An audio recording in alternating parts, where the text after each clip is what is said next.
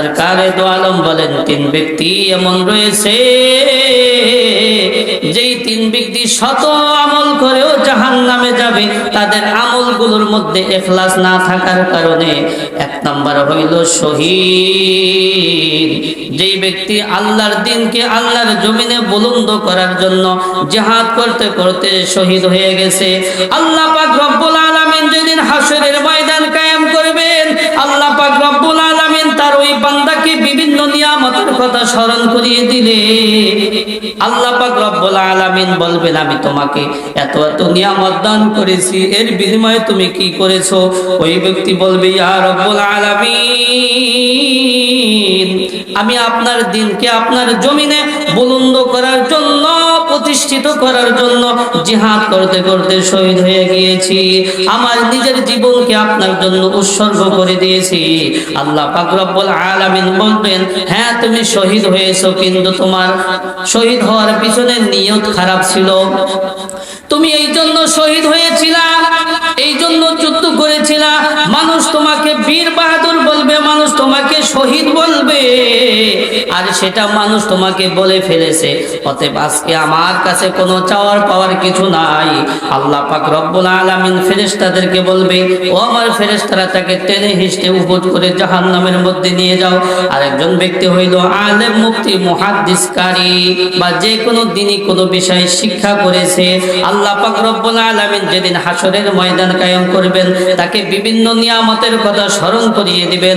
তখন ওই ব্যক্তি বলবে, ইয়া রব্বুল আলামিন, আমি নিজে শিখেছি এবং অন্যদেরকে শিখাইছি। আল্লাহ পাক রব্বুল আলামিন তখন বলবেন, আল্লাহ পাক রব্বুল আলামিন তখন বলবেন, হ্যাঁ তুমি শিক্ষা করেছিলা, কিন্তু তোমার নিয়ত খারাপ ছিল, তোমার নিয়ত খারাপ ছিল, তোমার নিয়ত খারাপ ছিল। তুমি এই জন্য মুক্তি হয়েছিলা, মানুষ তোমাকে মুফতি সাহেব বলবে। তুমি এই জন্য কারি হয়েছিলা, মানুষ তোমাকে কারি বলবে। তুমি এই জন্য হাফেজ হয়েছিলা, মানুষ তোমাকে হাফেজ সাহেব বলবে। আর এটা মানুষ দুনিয়াতে তোমাকে বলে ফেলেছে। অতএব আজকে আমার কাছে তোমার চাওয়া পাওয়ার কিছু নাই। আল্লাহ পাক রব্বুল আলামিন ফেরেশতাদেরকে বলবে, ও আমার ফেরেশতারা, আমার এই বান্দাকে টেনে হিঁচড়ে জাহান্নামের মধ্যে নিয়ে যাও।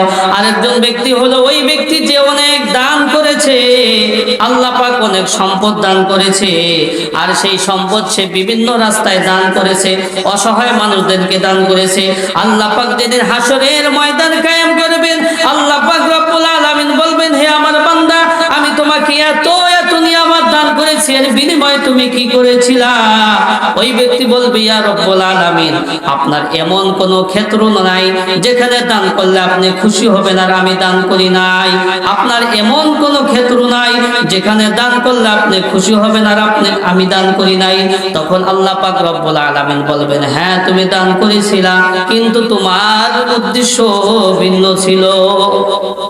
তুমি দান করেছিলা এই জন্য মানুষ তোমাকে দাতা বলবে, তুমি দান করেছিলা এই জন্য মানুষ তোমাকে বাহবা দিবে, তুমি দান করেছিলা এই জন্য মানুষ তোমাকে সাপোর্ট করবে, তুমি দান করেছিলা এই জন্য মানুষ তোমাকে ভোট দিবে। আছে না সমাজে এমন মানুষ? দেখে দেখে দেখে দেখে কি করে? কার্ড দেয়। কি কে? এই যে সরকারি কার্ড আছে না, চাউলের, দেখে দেখে কি করে? কার্ড দেয়। বুঝাচ্ছে, যারা তার পিছিয়ে ঘুরছে তাদেরকে কার্ড দেয়। অথচ সেই ব্যক্তি উপযুক্ত না, তার চাইতে আরো উপযুক্ত ব্যক্তি সমাজে আছে কিনা? এরকম থাকে। আল্লাহ পাক রব্বুল আলামিন তখন বলবে, অতএব তুমি যেই উদ্দেশ্যে দান করেছিলা, তোমার উদ্দেশ্য হাসিল হয়ে গেছে। আজকে আমার কাছে তোমার কোনো চাওয়া পাওয়ার কিছু নাই। আল্লাহ পাক রব্বুল আলামিন তখন ফেরেশতাদেরকে বলবে, ও আমার ফেরেশতারা, তাকে টেনে হিঁচড়ে জাহান্নামের মধ্যে নিয়ে যাও। তাইলে তিন ব্যক্তি শত আমল করেও জাহান্নামে যাবে কেন? বলে তাদের আমলের মধ্যে ইখলাস না থাকার কারণে, তাদের আমলটা আল্লাহ আল্লাহ রাসূলের জন্য না হওয়ার কারণে। এই জন্য সব কিছু করতে হবে আল্লাহ তাআলার জন্য।